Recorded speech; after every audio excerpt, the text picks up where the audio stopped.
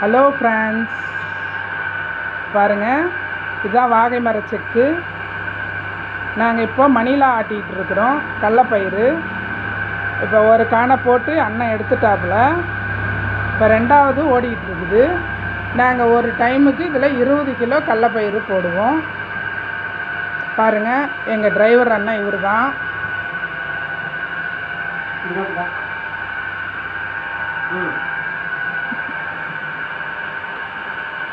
பாருங்க, ஃபஸ்ட்டு காணை போட்டு 20 கிலோ போட்டு எடுத்துட்டாரு.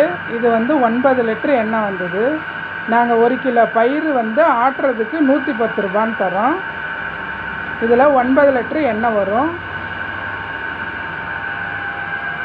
இங்கே பாருங்கள், இது ரெண்டாவது ஆட்டிக்கிட்டு இருக்காரு. கொஞ்சமாக தள்ளணும். இது நம்ம அந்த காலத்தில் மாடு எப்படி